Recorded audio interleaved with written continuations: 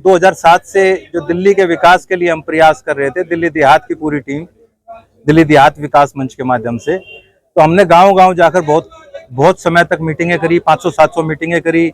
इसके अलावा हम मंत्रालय में अधिकारियों के पास, डीडीए के अधिकारियों के पास, एनआईयूए जो जिनको टेंडर दिया था मास्टर प्लान बनाने का, पॉलिसियां बनाने का, उनके सब के पास लगातार हमने मैराथन मीटिंग्स की हैं।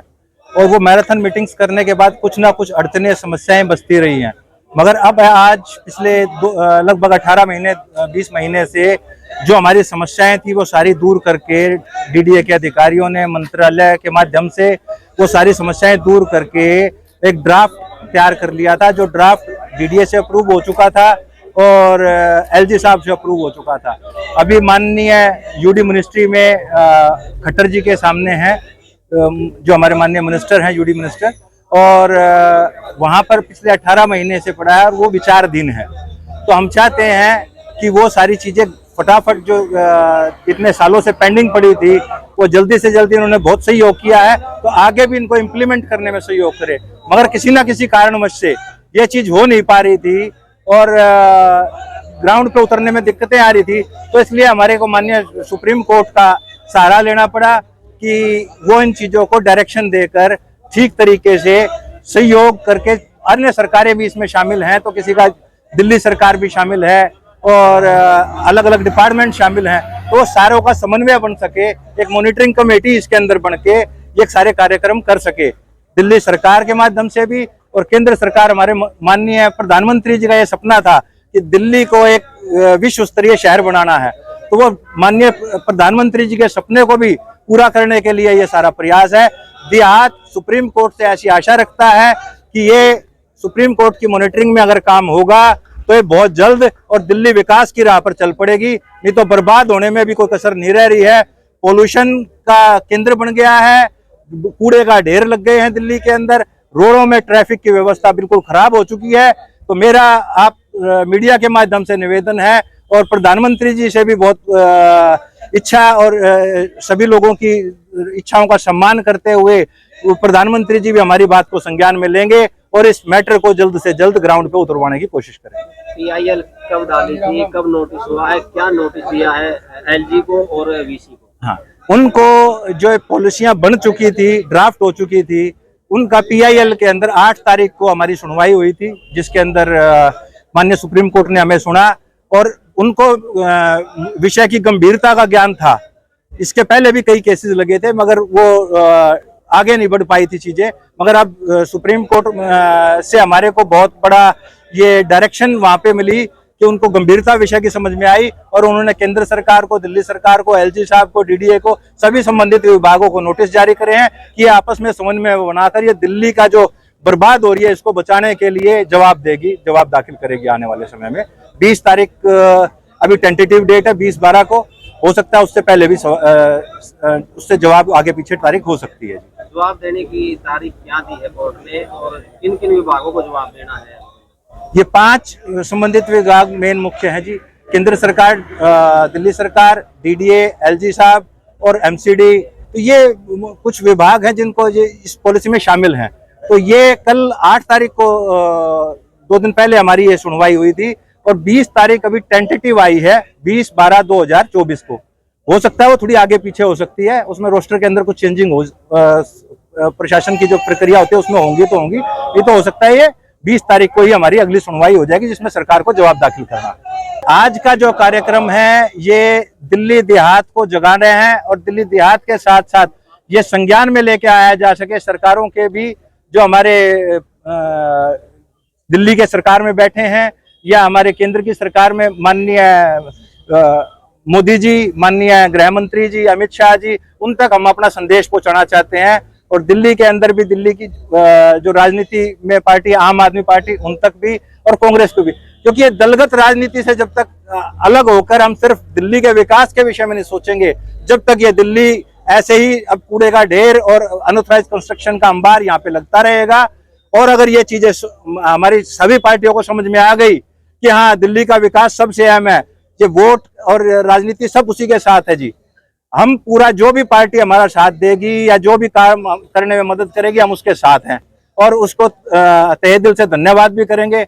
और माननीय हरदीप पुरी जी ने भी पहले हमारी पॉलिसियों को सुलझाने में बहुत सहयोग दिया था और उसको ठीक कराने में हमारा बहुत बहुत स्वागत करते हैं उनका भी, हरदीप पुरी जी का भी, जो उन्होंने इतना काम किया। बस अब थोड़ी सी चोट करनी है जी, एक डायरेक्शन ऊपर से आएगी और ये सारी चीजें, दिल्ली की तस्वीर बदलनी शुरू हो जाएगी। दिल्ली एक विश्व स्तरीय शहर बन जाएगा। जो हमारे दिल्ली के लोग अभी तक तरस रहे हैं सुविधाओं को, उनको वो सुविधाएं भी मिल पाएंगी जी। तो जो किसान नहीं है, गैर किसान लोग जी, उनको जीडीए से और ये जो लैंड पूलिंग उनको क्या फायदा होगा? जी जी जी, ये आपने बहुत अच्छा पॉइंट और बहुत अच्छा विषय रखा है कि और लोगों को क्या फायदा होगा। ये खाली हम देहात का जो किसान खड़ा हुआ है आज, खाली अपने लिए नहीं खड़ा हुआ है, ये पूरी दिल्ली के जितने भी बाशिंदे हैं इस दिल्ली के अंदर, उन सब के लिए खड़ा हुआ है। और इन सब के लिए खड़ा होने का कारण यह है कि उनको क्या मिलेगा जब ये पॉलिसियां लागू होंगी। जैसे ही पॉलिसियां लागू, 20 लाख नए रोजगार उत्पन्न होंगे जी। यहाँ पर नए 20 लाख रोजगार दिल्ली के अंदर, 25 लाख करोड़ रुपया इन्वेस्टमेंट दिल्ली में आएगी, रोजगार, नौकरियां, सारी चीजें यहाँ पे, और 17 लाख नए मकान मिलेंगे और बहुत सारी संख्या, बड़ी संख्या में ईडब्ल्यूएस के फ्लैट्स मिलेंगे। तो ये हर जितना भी जो भी दिल्ली में बाशिंदा है, किसी को नौकरियां मिलेंगी, किसी को कारोबार मिलेंगे। जो दिल्ली की फैसिलिटी है, स्कूल, कॉलेज, यूनिवर्सिटी, हमारे बच्चों को अच्छी शिक्षा मिल पाएगी, अच्छा इलाज की सुविधा मिल पाएगी। इससे बेहतर क्या होगा जी। ये तो चीजों को हमारे को राजनीतिक लोगों को समझ में आनी चाहिए। और मैं साथ में अपील करता हूं अपने पूरे दिल्ली देहात के सारे लोगों से, और जो मेरे भाई गरीब मजदूर किसान जितने भी लोग हमारे साथ जुड़ रहे हैं, वो और ज्यादा संख्या में इसमें जुड़े और ज्यादा से ज्यादा अपनी बात को रखेंगे तो ये विकास दिल्ली के 2 महीनों में हम पूरा कर सकते हैं, शुरुआत कर सकते हैं, जो कि आने वाले 2 साल में दिल्ली की पूरी तस्वीर और तकदीर बदल जाएगी। हमारे आने वाली पुश्तें याद रखेंगे हमारी इस बात को, इस चीज को हमारे को ध्यान में रखना चाहिए जी। कुछ सेक्टर लगभग क्राइटेरिया पूरा कर चुके हैं, थोड़ा उनके बारे में बताइए। सबसे टॉप पर कौन सा सेक्टर है और सेकंड पे कौन सा है? इसमें क्या है कि अभी दिल्ली के अंदर बहुत 105 सेक्टर बने हुए हैं, 105 गांवों की जमीन आती है और इसके अंदर जो हर जोन में अलग अलग सेक्टर्स बने हुए हैं। तो उसमें P2 जोन है, N जोन है, L जोन है, K1 है, J जोन है। तो इसमें P2 और N जोन और L जोन में सबसे ज्यादा जमीनें शामिल हुई हैं। P2 जोन में लगभग अभी 70% से ज्यादा के 8 से 10 सेक्टर हो चुके हैं। उसमें से एक सेक्टर को नोटिस भी जारी कर चुकी है DDA, कंसोर्शियम फॉर्मेशन और सर्टिफिकेट के लिए। तो प्रोविजनल एंटाइटलमेंट सर्टिफिकेट बनेगा उसका, तो वो ऑलरेडी दे चुकी है। एक स्टेप आगे, मगर यहाँ पर आके अड़चन आ गई जी, एक हर्डल पैदा हो गया क्योंकि पॉलिसी में टेक्निकल एरर्स हैं, जो कोऑर्डिनेशन नहीं हो पा रहा। जैसे दिल्ली डेवलपमेंट एक्ट 1957 में बदलाव की जरूरत थी, जो हम बहुत कड़ी तौर पे मांग करते हैं कि आने वाले सेशन में अगर उस 1957 एक्ट को रख के उसको अमेंडमेंट नहीं किया गया तो ये पॉलिसियां 1 इंच आगे नहीं बढ़ेंगी जी। हमने अपना काम कर दिया। 70% से ज्यादा जमीनें, क्या हमने 92% जमीनें फंसा दी है अपने लैंड पूलिंग के अंदर, सरेंडर कर चुके हैं।